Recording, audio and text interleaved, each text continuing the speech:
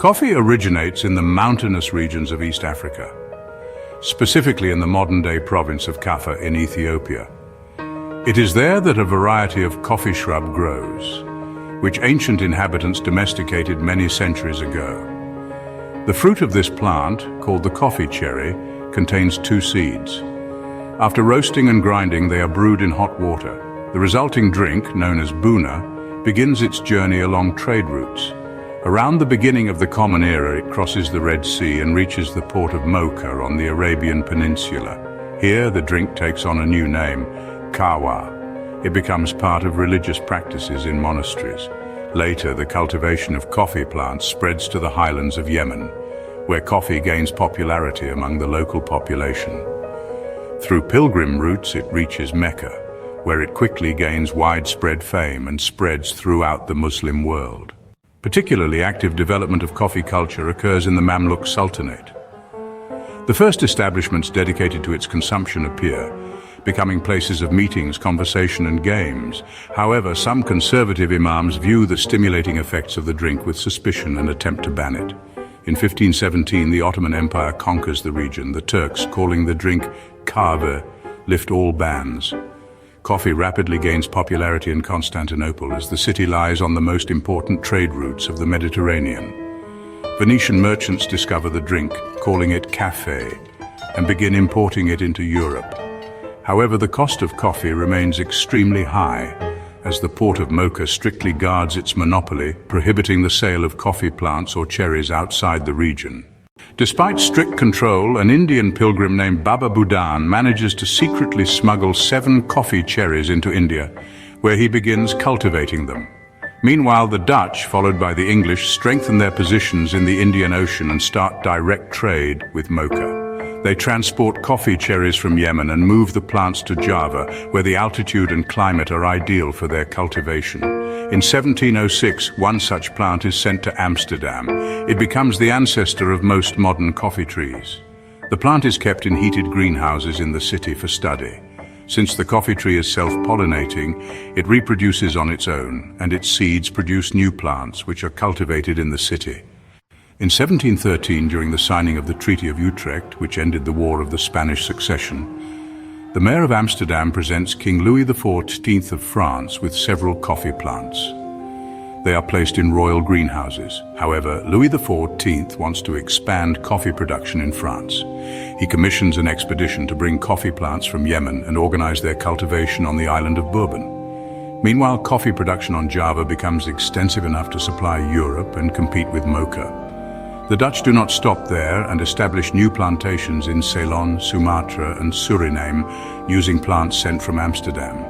In 1720, a French captain receives 2 coffee plants from the royal greenhouses and transports them to Martinique to begin coffee production there. The drink quickly spreads throughout the French archipelago.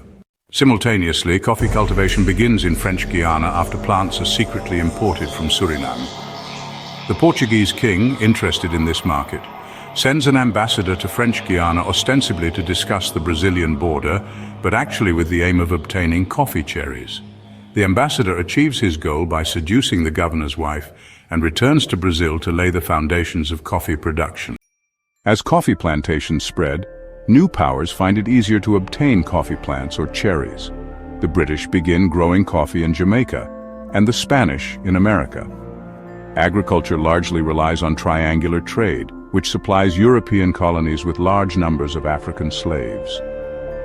Global coffee production grows rapidly, prices fall, and the drink becomes increasingly popular in Europe and North America. After the Boston Tea Party in 1773, American revolutionaries reject tea, now considered a symbol of British influence, and favor coffee. Thanks to bourbon coffee, France becomes the largest producer in the world. Its wealthy colony of Saint-Domingue, home to 500,000 slaves, produces half of the world's coffee, supplying even the markets of Cairo and Amsterdam. In 1789, the French Revolution occurs, and the Declaration of the Rights of Man and Citizen is proclaimed. This inspires slaves and free blacks on the island to rise against wealthy landowners. In 1804, Haiti achieves independence, and many French colonists flee the island, relocating coffee plantations to Jamaica and Cuba. In 1822, Brazil gains independence, and coffee becomes the foundation of its economy. The new country massively imports African slaves despite the European ban on the slave trade. Within just a few decades, Brazil becomes the largest coffee producer in the world, a status it retains to this day. At this stage, all global coffee production is centered around one Ethiopian species, coffee Arabica. Due to limited genetic diversity, the plant is weakly resistant to diseases. In the 1870s, coffee rust devastates plantations in Ceylon. Within 20 years, the disease spreads to many regions of the world, causing particular damage to crops in Asia. Only plantations located at altitudes above 1,400 meters can resist the rust. Ultimately, Europeans begin searching for new, high-altitude areas suitable for coffee cultivation. Britain introduces plants to its new colonies, including Abyssinia. Thus, Arabica, after a centuries-long journey across continents, returns to its origins. Near this area, a new species of coffee plant is discovered. It grows in tropical regions, exhibits high resistance to diseases, yields higher harvests, and produces a more bitter coffee with twice the caffeine content of Arabica.